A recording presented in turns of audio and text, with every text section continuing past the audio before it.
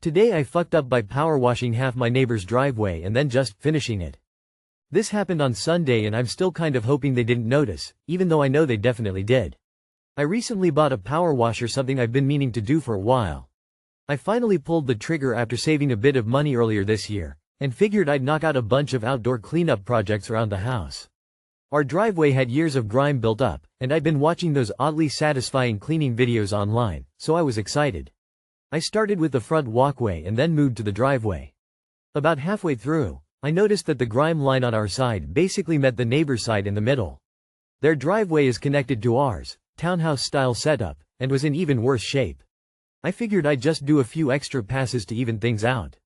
Except it looked so good. The blackish layer was coming off and underneath it was this bright, clean concrete I don't think I'd ever seen before.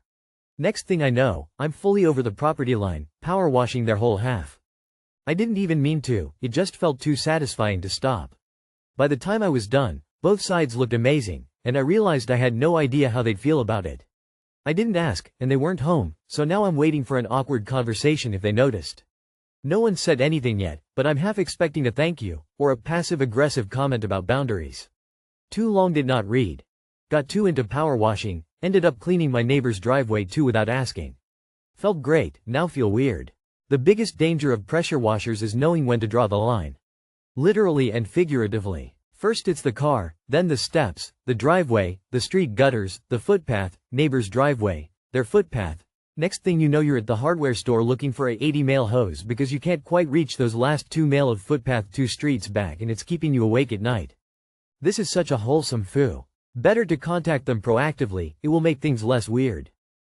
Just tell them you did your half and didn't want to leave them hanging and had a new toy, so did it.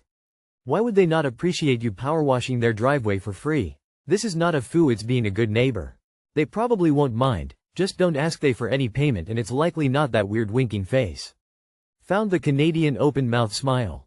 Today I fucked up by trying to tough out a black widow spider bite. Obligatory, this actually happened last month, but it affected me for weeks, so I continued to foo until recently. One night, while moving the garden waste cans out to the street, I felt a mild pinch on my belly. Didn't think anything of it at the time, figuring I'd been poked by a sharp branch or something. Looking at it later that night, it was slightly swollen and a bit tender, with 2 tiny dots in the middle of the swelling. I thought, how funny, that looks like a spider bite, and washed it with an alcohol pad and went to sleep. I was awakened early the next morning by absolutely searing pain in the spot where I'd been bitten. Easily 7 out of 10, as bad as a broken wrist. If anything, the spot was less swollen than the night before. Okay, so that clearly was spider bite, and there's only 2 spiders that live in my area with a serious bite: black and brown widow spiders. A quick check with Dr. Google and I checked off most of the symptoms associated with widow spider envenomation. Slight swelling, severe pain at the bite site, muscle cramps, a sense of impending doom, seriously. But fortunately, no trouble breathing, so, not that bad, right? The same article said that symptoms typically went away in a couple of days to a few weeks, depending on the level of venom exposure. I confirmed that they only give anti-venom for severe, life-threatening reactions, the spider bites, and that's clearly not what this is, so I popped a few Tylenol and went to work. Every 4-6 hours for the next several weeks, I would take another dose of Tylenol. I was not able to sleep for more than 6 hours at a time, because as soon as the Tylenol wore off, the pain would immediately wake me up. The cramps eventually spread in a band all the way around my torso, leading to some unpleasant digestive issues and horrible back pain. Every day, it seemed like things were getting a bit better, so I put off going to the doctor, because they aren't going to give me anything to treat the venom, so I may as well just ride out the pain. Okay, sure. But as a doctor friend of mine reminded me halfway through this, they do have medication specifically to reduce muscle spasms, and better painkillers than what you can get over the counter. I might have been comfortable, at least, instead of walking around in a fog of pain for several weeks. My back is still a bit messed up, from all the spasming. Too long did not read. If you're bitten by a venomous animal, seek medical attention, even if it's not that bad. How is your liver? That is a bit much Tylenol. That sounds like it would drive anyone nuts. I mean, really, how did you not just crawl into a corner and scream for help? That sounds really brutal. How did you manage to keep going through all that pain without medical help? I mean, I can't even imagine enduring something like that for weeks. What made you hold out so long?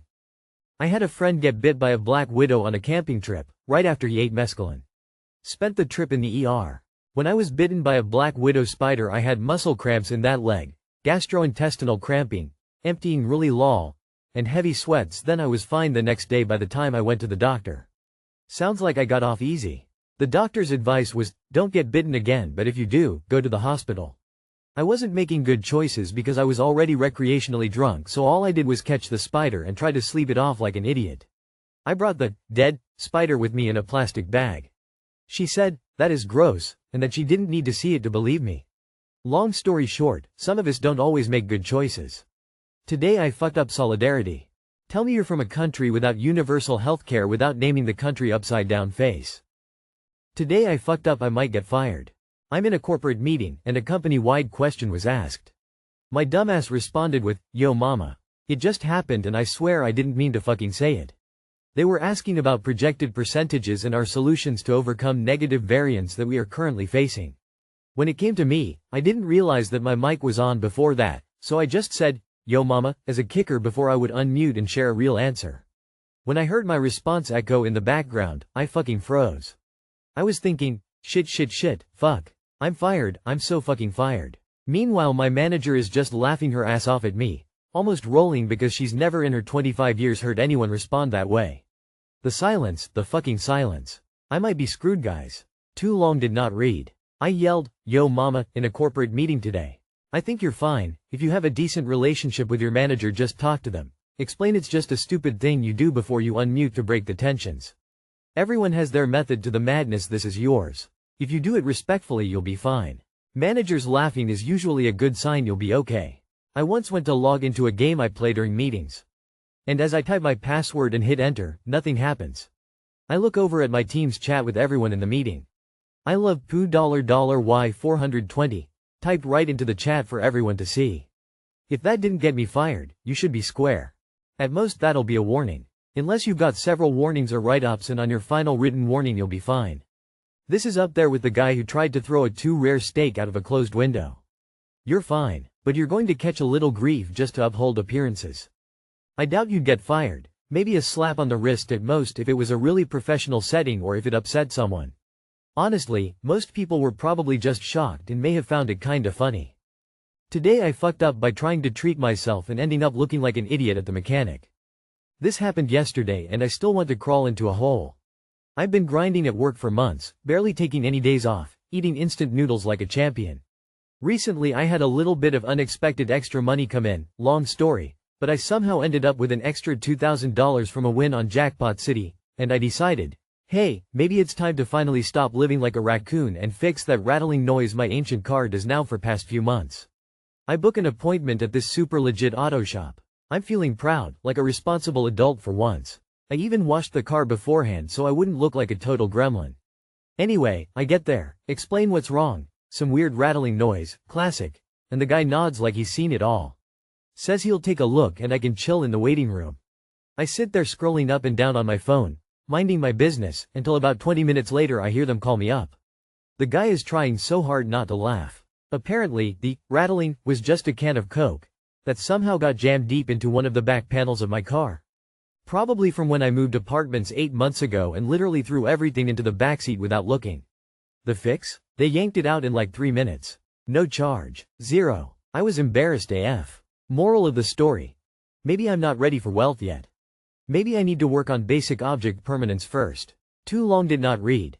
Got a random bit of extra cash, tried to responsibly fix my car. Turns out I was just driving around with a loose Red Bull in the frame like a genius. No charge. This a win. No, today I fucked up here. This happens to all kinds of folks. The amount of times I have to go and press the power button on a PC, printer, TV, monitor with an educated person sitting in the seat is very high. This was good mess up because you found an honest mechanic. They could have made up anything they wanted to fleece you but they didn't. They could have charged you for labor but they didn't. You found somewhere you can take your car in the future and feel comfortable. Nah, this isn't a foo. I know so many shops that would have still charged their minimum for labor for that. Enjoy that extra cash, man. Nothing to be embarrassed by, emo. Happens to most in some way or another. Super legit garage didn't rip you off, sounds awesome. Now you have a place for when the car goes to shit. I can guarantee you that the mechanic has dealt with issues that are far sillier than this. As long as you were kind, I am sure he did not mind helping you out at all. It's the rude people that are idiots that he will remember, not some genuine customer with a simple fix.